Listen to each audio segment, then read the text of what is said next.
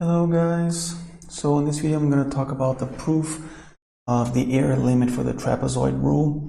Before we begin this video, this is not part of the calculus course, okay? It's just part of the math proofs playlist, and I didn't come up with this proof. It's just that I'm trying to speed things up. I'm going to put the video description, I'm going to put the video link, the original video link in the description of this video. It comes from Math Easy Solutions. I think it's from a guy called Matthew or something. Anyway, that's the channel that originally came up with this. It's just that I already wrote everything that I have to explain this to you guys, right? So before you begin this video, you should know something about Lagrange polynomials and Taylor polynomials. And you should also know integration by parts, and you should be very comfortable with the trapezoid rule itself. Okay, if you don't know these things, go look for them. You can usually find the Lagrange polynomial way of deriving the trapezoid rule and the Simpson's rule in books with titles such as numerical analysis. Whenever you have like introduction to numerical analysis, you can find these things. How you can use Taylor polynomial or maybe Lagrange polynomial to derive the trapezoid rule, the Simpson rule. Okay, so here we go. Okay, so this is the formula of the limit, right? This is not the area itself, it's the limit. You guys already should know this. So the total area between the approximation and the true value of the integral of the function from a to b. K is the maximum absolute value. You guys should already know this stuff. So I'm going to scroll over here. Okay, and I try to look at this thing. So you have the area here in blue, the trapezoid, and the area in red, right? So now I'm over here. So you have the integral of f of x dx, which is going to be the trapezoid approximation. Well, it's going to be approximately equal to the trapezoid, which is h divided by 2. What is h? H is this thing right here. It's the width of the interval, okay? It's going to be xi plus 1 minus xi, all right? So I put this thing in here, which is h divided by 2, right? It's the formula of the trapezoid, f of x sub I minus 1 plus f of x sub I. So I is equal to 1. So when I is equal to 1, this is going to be x sub 0 plus x sub 1. When I is equal to 2, this is going to be x sub 1 plus x sub 2. All right, this is just a trapezoid formula in composite form. That means that you have this summation signal in here. I is equal to 1 goes all the way to n. All right. So this is just to make sure that b over here, b minus a divided by n is going to be the width of the interval. It's h, which is 8xi plus 1 minus xi, okay? And here you have the integral, which is equal, not approximated, but it's equal to the trapezoid plus the area. So what you have in here, okay, are two terms that add up. You don't have any subtraction like minus blah, blah, blah, blah, blah, minus blah, blah. No, you have something that adds, okay? There's a plus sign in here when there's nothing, and then you have another plus sign over here, and that's what we're going to try to do. To do that, we're going to get this formula right here, and we're going to integrate it by parts twice. When you integrate this by parts twice, you end up with two positive terms. So the first positive term is going to be the approximation, the second positive term is going to be the error, and the midterm, which is going to be a negative, we're going to equate that to 0 to find a constant. Okay, I'm going to walk you guys through this. So, and you should already know what integration by parts is. I'm not going to go over it here. Okay, so here you go, the trapezoid I, blah blah blah. Okay, now we're going to find just for one interval, and after we find the error for one interval, we're going to multiply that to n, okay? And because we have n intervals, and it'll just work. So you're going from xi to xi plus 1 f of x dx, and you're going to make this integration. Now what you want is to transform this lower limit here into 0, okay? So what you do is to say that t is equal to x minus x sub by Because when you see, when this x is xi, t is going to be 0. So you got it over here. And when this x right here is xi plus 1, well, xi plus 1 minus xi is just h, is the width of one interval. That's why we put this h in here, okay? And then instead of integrating f of x, well, what is x? X is t plus x sub I, so we put t x sub I in here, dt, okay? Because dx equals dt. Okay. Now you integrate by parts twice. So this is the general rule, right? And then you find the integration. Which one is going to be u? You want u to be f, because you want the second derivative of this. So you want this u to be du, and on the next integration by parts, this du is going to be u again, and you're going to transform it into du again. You're going to derive it twice. Okay? So if this is u, this is going to be du, okay? And if dt is v, because we're integrating this, right? So dt becomes, dt becomes dv, so v is t plus c1. This is the first constant that we're going to use. We're going to use 3 constants, but the important ones are going to be the c1 and c3. You don't have to use c2. Okay, so here we are integrating by parts, all right?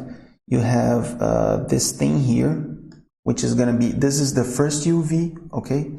And then this is minus the integral of v du, okay? From here, and I'm just copying, okay, guys? For example, this is uv, right? Well, u is f of t plus x sub I, f of t plus x sub I. V is t plus c1, t plus c1 is over here. So it's just uv minus the integral. Since you're familiar with integration by parts, you guys know what I'm doing here. So here we are integrating by parts for the second time, choosing from this formula the second u, the second dv, okay? So this is u, this is dv. I know it looks like a u here, but this one is dv, right? And this is du, and this is v. Now from this v, I actually come from here, I actually come over here, okay? So from here, you come over here. Why? Because I want to complete the square. See, completing the square of v now before integrating by parts again. So you have t squared divided by 2, and I took the minimum common denominator of the c1t. So you have 2c1t, okay, plus c2. I got a plus c2 in here. All right. Now, when you do that, completing the squares, you guys should know that too, all right? So you have a t squared here plus 2c1t. So this term here, it's 2c1. What you gotta do is to divide it by 2 and square it. So 2c1 divided by 2c1 squared, c1 squared. So you add and subtract, all right? And you come up with this. This is complete the square already. And you have minus c1 squared divided by 2, because everything is divided by 2 in here except the c2. Okay, so c2 is out here, c2 is out here. All right, now what are we going to have? You're going to have c3, which is c2 minus c squared divided by 2, c1 squared divided by 2. So substituting this c3 in here, back over here, what you have is v equals this thing here, okay? T plus c1 squared divided by 2 plus c3. Okay, now we're going to integrate this by parts. We're going to use this in the integration by parts twice. So this was the original formula, and it's being copied down here, okay? It's the same one. And I labeled this stuff to make it a little bit easier. See, uv of the first integration by parts. And then, guys, what's going to happen is this now. Integration by parts, you have v or u dv equals uv minus the integral of v du, right? But here's the thing. You already had a leading negative sign. The leading negative sign was this one, okay? Since you had a leading negative sign, this negative sign makes this thing here become a minus and the second term become a plus. Keep that in mind. Okay, here we go. So you got a minus here, and then you have a plus, all right? And everything is labeled UV of the first integration by parts, UV of the second integration by parts. Since this is a negative term, you see all this term in here is negative, we want this thing to be equal to 0 because we want to kill that thing. And here's the other term, all right, that's positive. This is just a continuation. See the positive sign here? So this is just a continuation. We want this thing to represent the error, and we want this thing here to represent the trapezoid rule. Okay, so we do that. All right, and now look at this. I want this term in here, this term here. It's being copied down here, and I want this to equal. See here, I want this to be true to find the convenient value of C1. So I want this thing to be the trapezoid approximation, not the error, just the approximation. So I equate this to the value of the trapezoid, to the formula of the trapezoid. F of x sub I plus f of x sub I plus 1 times h divided by 2. All right? Now, how do we make this stuff in here equate this? All right? You can see if we multiply, oh man, I hate this tablet. Okay, so if you multiply here, all right? Right? If you multiply, you know that f of x sub I is being accompanied by h divided by 2.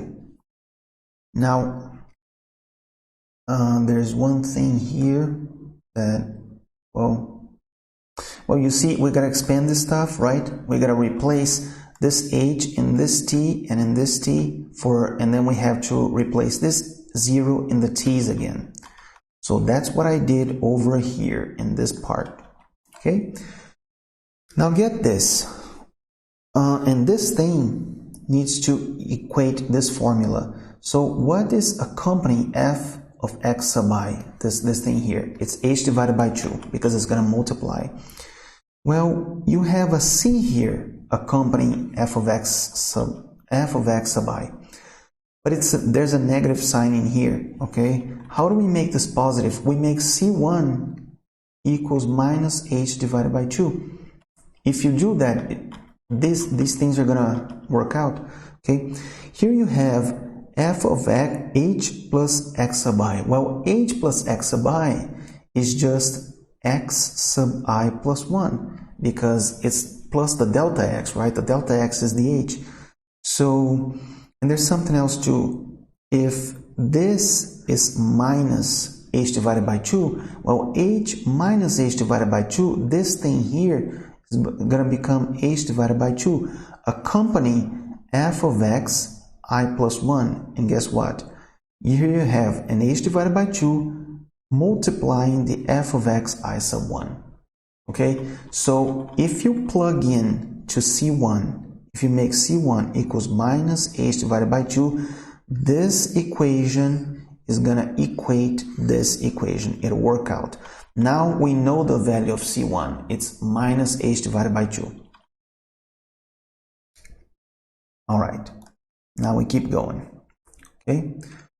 So, you see, now it's time to choose C3 conveniently to make the following term be equal to 0. All right.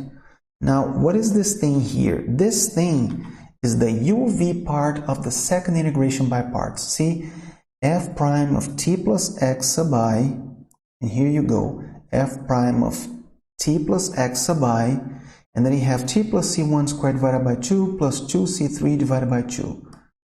Look at this, t plus c1 squared divided by 2 plus 2c3 divided by 2. I just copied it down, okay? And I want this thing to be 0. Why?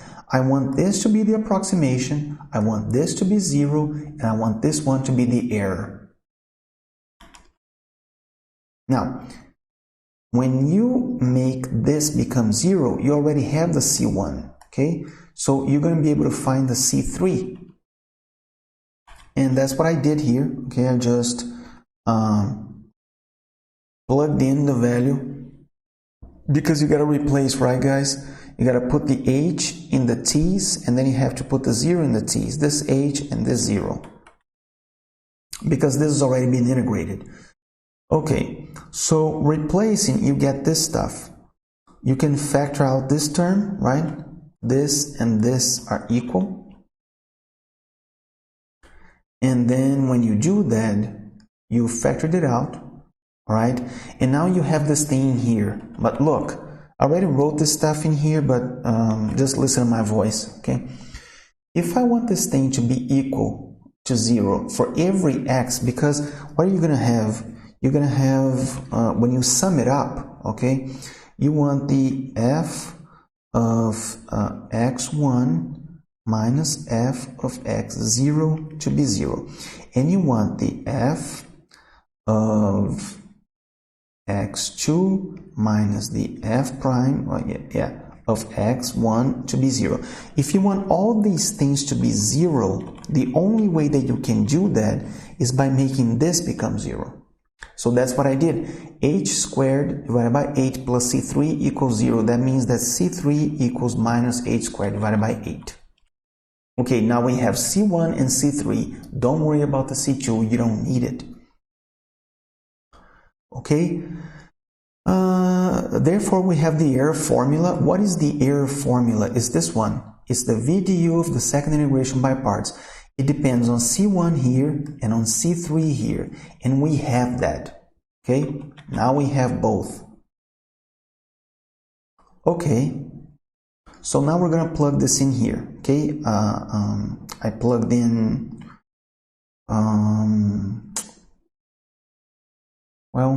I just plugged in C1 and C3, and you from here, you come to here, right?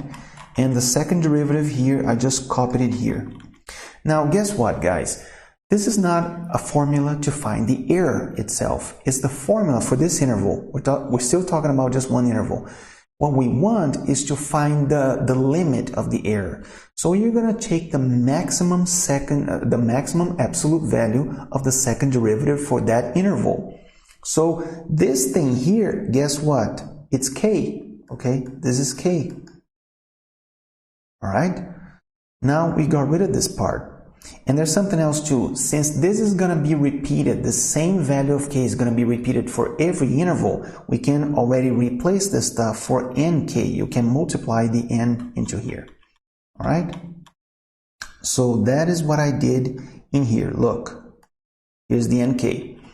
Okay, now all you have to do is integrate this thing. Okay, but there's something else that I wrote myself in here. I wrote this stuff, all these notes for myself. When you graph this function here, you're not graphing the integration. Forget about the integration for a second. Just graph this thing here, okay? From 0 to h, graph, not integrate. Graph it from 0 to h. You're going to have something like this. Here's the 0, here's the h. You're going to have something like this. Here's the h divided by 2, right? You're going to have a parabola with concavity up, like that. Okay, you're graphing, when you integrate that stuff from 0 to h, you're going to get this. But this is underneath the x-axis, so you're going to have a negative area. And we don't want that. We want all the area to be positive. You want things to be positive to add to the error, because you want the limit, you want the error limit to be the maximum one. You don't want to have some adding terms, some subtracting terms, some adding terms, some subtracting terms. No, you want everything to add because you want the limit all the way up, okay? So what you're going to do is that you're going to flip this thing, right? Instead of being this term minus this term, it's actually going to be this term minus this one. Okay, and that's what I did in here, all right? And now all you got to do is integrate this. When you integrate, you come, and you're going to get to this. All these things in here that are happening all over here, this is just regular algebra. It's minimum common denominator and just regular algebra, man. It's like 5th grade algebra, okay? In the end, what are you going to have? nk h cubed divided by 12. But here's the thing. What is h? H is b minus a divided by n. So you have b minus a cubed divided by n cubed. But you're going to simplify with this n in here. So in the denominator, you're going to have n squared. And that's what I did. All right. H is b minus a divided by n. And you plug it in, and you're going to come up with a formula in here. Okay. So this is the error proof. I know that it was very fast, but it's because the original video was 42 minutes long and I was trying to speed it up. Okay. And that's it, guys. But this is not my proof. I'm not going to say, hey, I came up with this. No, I didn't. I watched this on Math Easy Solutions channel. On the Math Easy Solutions channel. And I think the name of the guy is Matthew. And I'm putting the video link of his original video link in the description of this video to give the guy enough credit. Okay, I think it's important for everybody to copy this because since 2016, I didn't find anybody showing a proof like this. And I think it's really nice. You know, it's hard to find. You're not going to find this in calculus books because look at the size of this thing. All right, look at this. And it's a little bit long. Okay, my next video is going to be just like this one, but for the error limit for the Simpsons function, for the Simpsons rule. So it's going to be even longer. And that's it, guys.